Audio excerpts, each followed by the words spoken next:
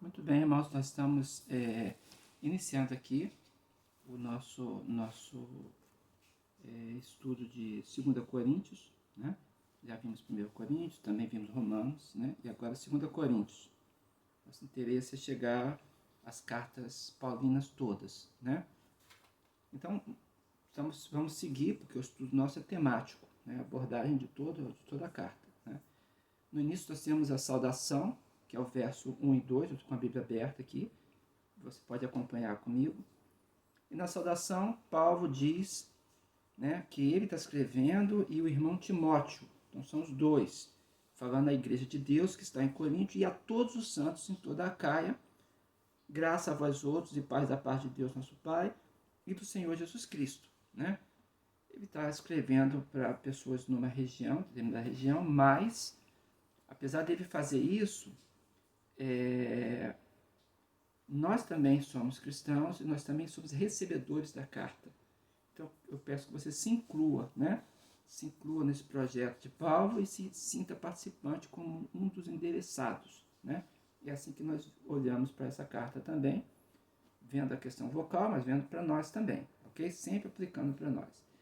E aí, do verso 3 ao verso 7, ele vai falar sobre a questão da tribulação e do consolo, né?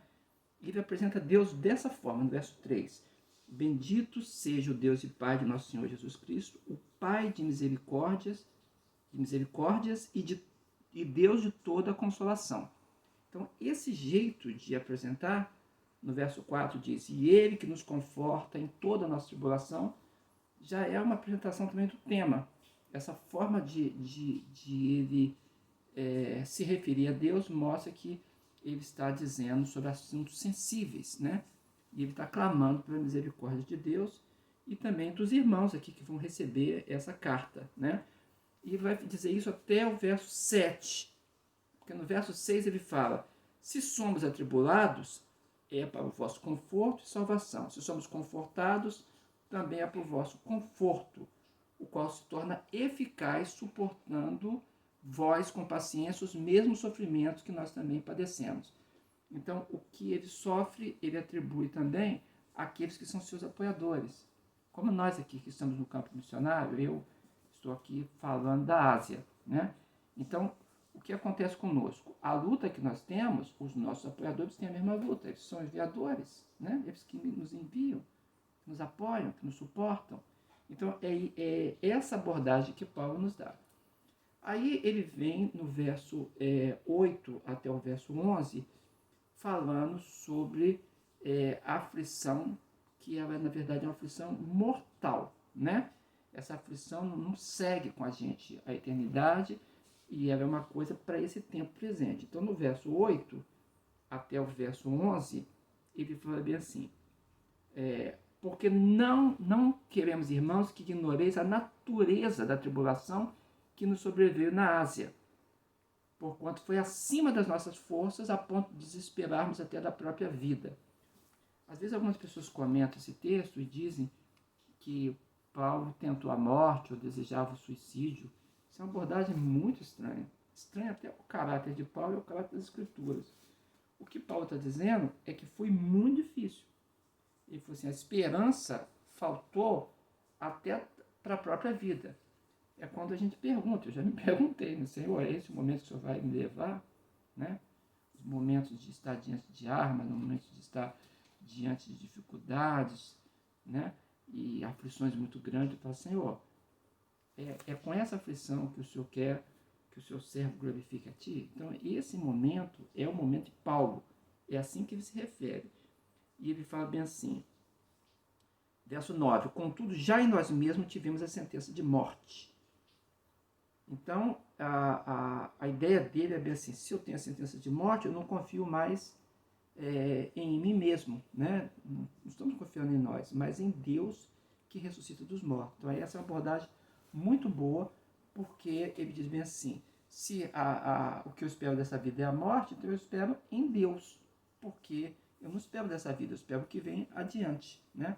Então, a sinceridade dele vem muito, muito forte no verso 12 até o verso 14, e depois segue falando do plano de viagem dele, né? adiante. Então, na sinceridade dele, ele fala bem assim, que ele tem um testemunho de consciência, verso 12, né? Com santidade e sinceridade de Deus, não com sabedoria humana, né? Mas na graça divina, temos vivido neste mundo e mais especificamente para convosco. Então ele diz, os coríntios são testemunhas de que ele está agindo em Deus e ele não usou sabedoria humana. Isso é muito importante porque a abordagem dele é uma defesa do apostolado dele, né? A defesa do ministério dele, das missões que ele fez entre eles, da plantação da igreja. E ele está dizendo, vocês são testemunhas. Eu estava agindo com sinceridade, né? E quando ele diz dessa forma, né? Ele entra então no capítulo 2, a gente pode pegar aqui do 15 até o 2, verso 4, né? Ele fala bem assim, eu estou dizendo isso para vocês porque eu tenho planos de viagem, né? Verso 15, com essa confiança resolvi ir, primeiramente encontrar-me convosco, para que tivesse um segundo benefício, e por vosso intermédio passar à Macedônia, e da Macedônia voltar a encontrar-me convosco, e ser encaminhado por vós para a Judéia. Então essa igreja é uma igreja que suporta ele, a igreja do suporte missionário, né? O sustento missionário vem dela, e ele fala bem assim, observa que vocês estão incluídos no meu plano. Eu preciso fazer viagens missionárias, vou até vocês, vou ministrar a vocês, mas que vocês me encaminhem, se preparem para isso. Levante o sustento, levante a oportunidade, né, a ocasião, para que eu possa ir. Então, ele fala dessa forma muito claramente. E ele fala também das questões locais da igreja. Então, ele diz que existe uma pessoa que foi considerada culpado na igreja de Corinto, né, e que precisava de tratamento. Então, aqui do 15, do 2, verso 5 até o versículo 11, ele trata sobre essa pessoa, né? E ele segue, né, do verso 12 até o verso 17, dizendo dessa marcha dele, né, diante de Deus, a vitória que nós temos diante de Deus, né? Tudo isso vai até o verso 17, para poder entrar no 3. Então, eu quero só destacar aqui, né, verso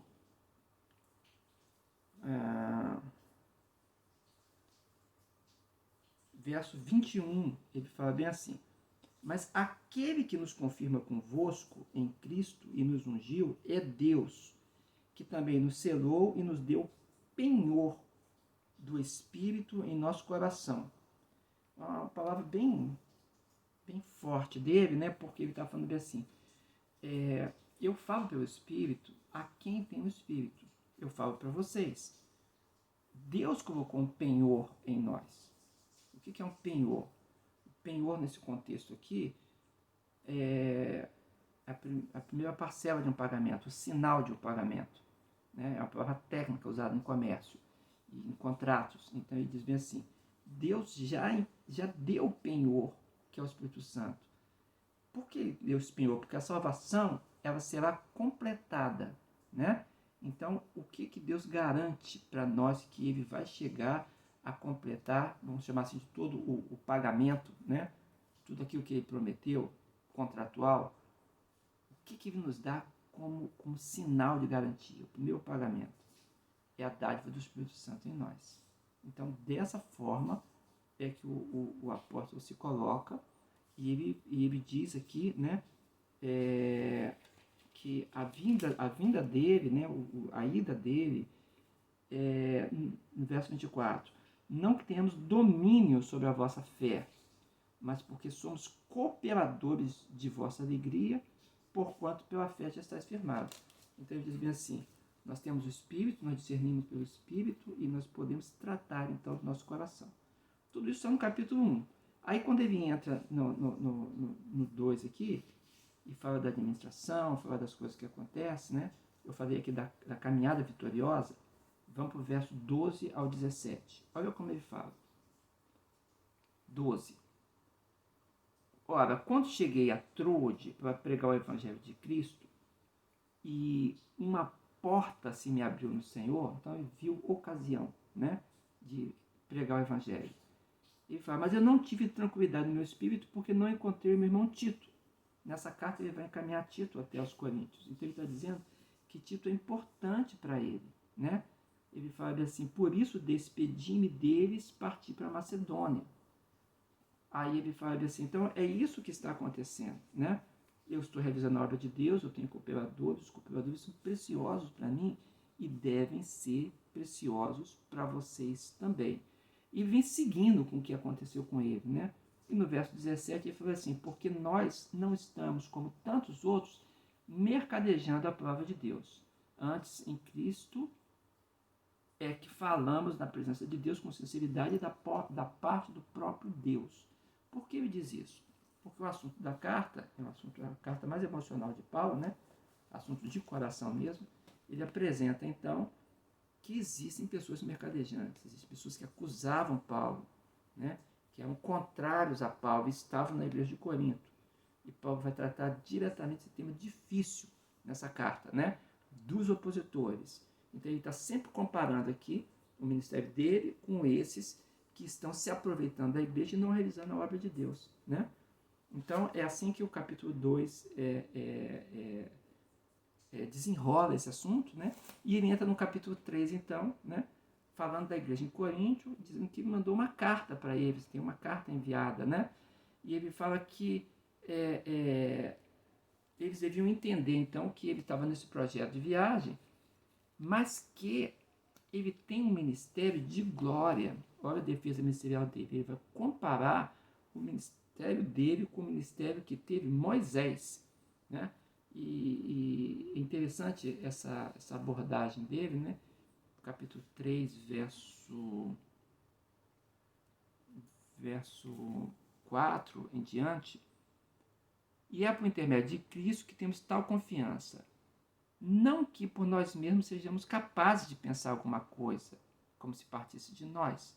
Aí vem o verso 6, o qual a suficiência vem de Deus. Aí vai no verso 6, o qual nos habilitou para sermos ministros de uma nova aliança. Ou seja, está comparando com a aliança antiga. Que aliança é essa? A aliança em Moisés. Não da letra, mas do Espírito. Porque a letra mata, mas o Espírito vivifica. Então ele fala, eu não estou falando apenas de lei, de regras. Eu estou falando de vivificação pelo Espírito. E aí vem o verso 7. E se o ministério da morte gravado com letras em pedras, quem escreveu em pedra? Foi Moisés, né? As tábuas da lei.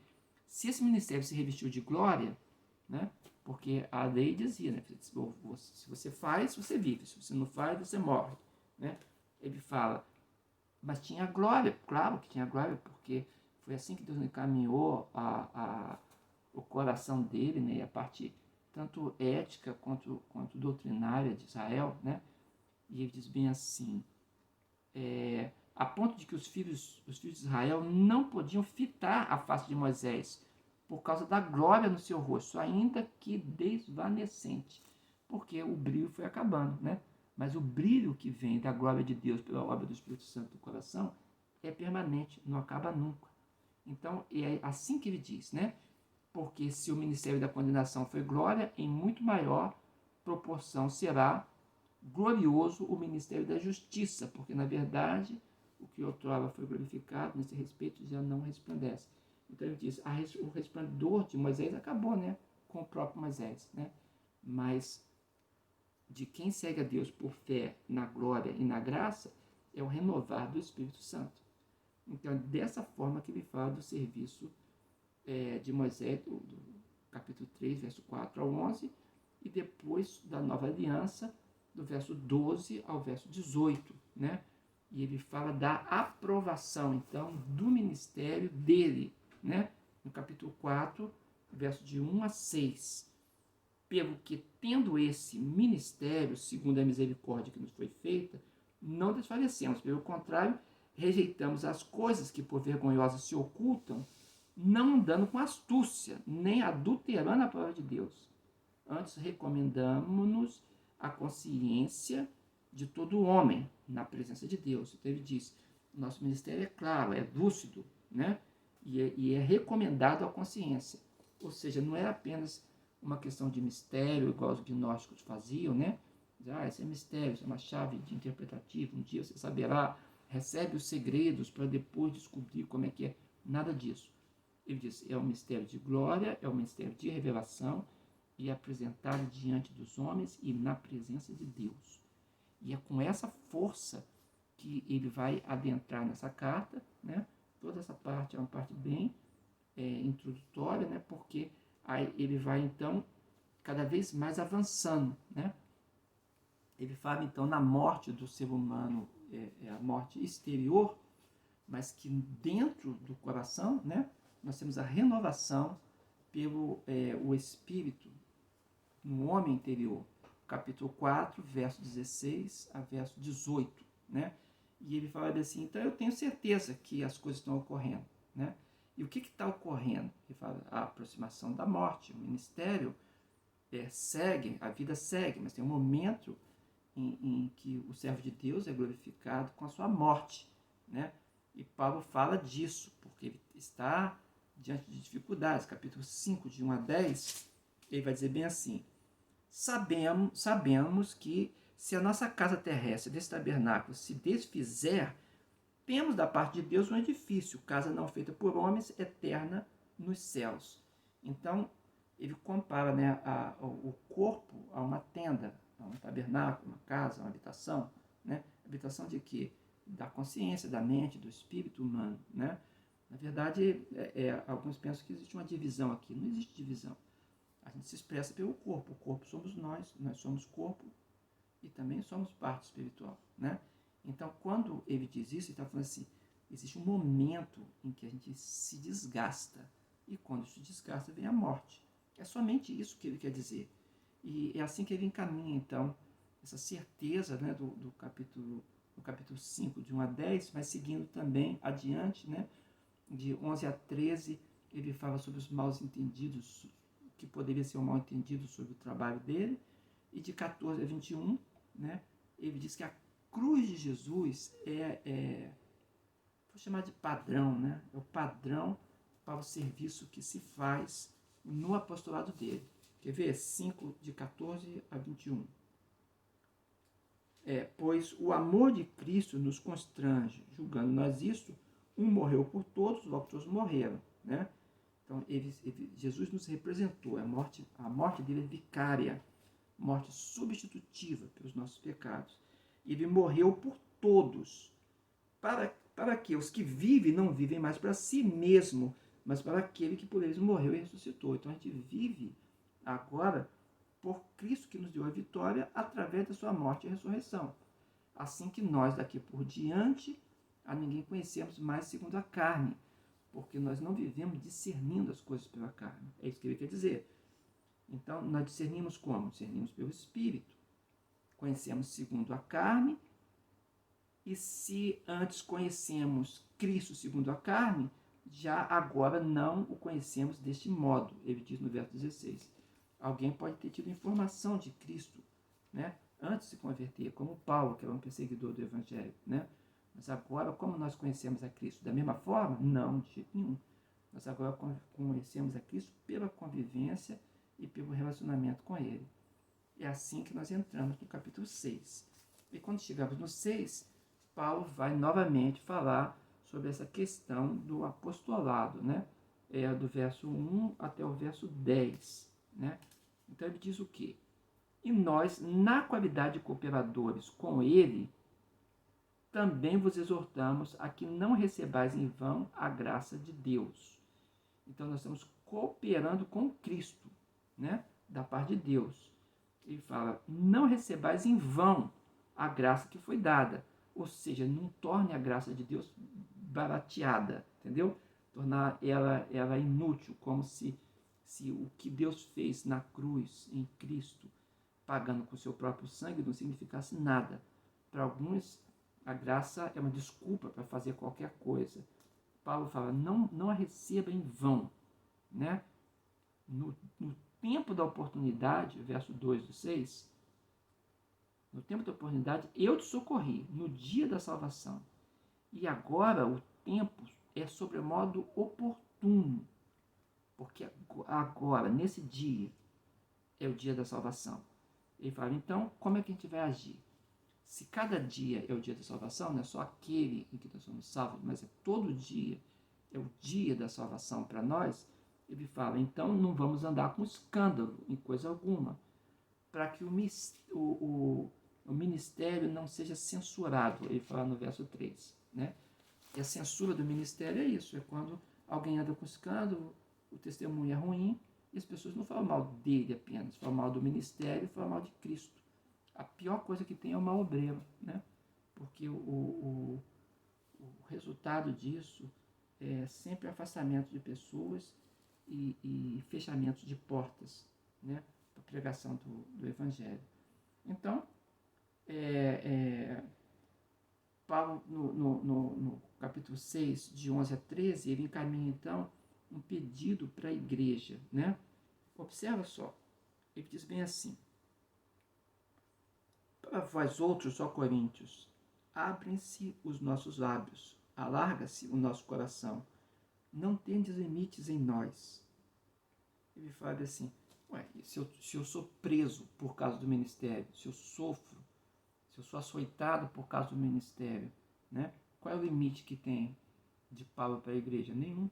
Qual é o limite que um missionário tem na plantação de uma igreja, no campo missionário, no campo transcultural? Nenhum, não há limite. A vida dele está derramada, né? Diante de Deus e diante das pessoas.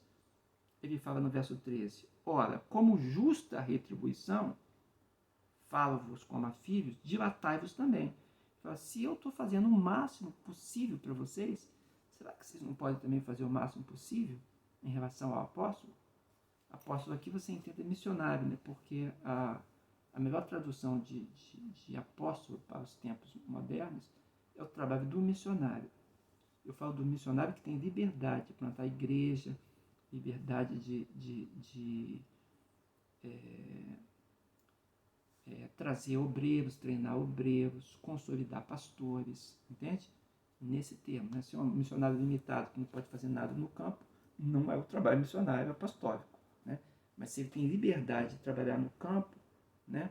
E ele representa a igreja com autoridade, então ele vai ministrar, vai estabelecer presbíteros, pastores, líderes, diáconos, o que quer que seja, né?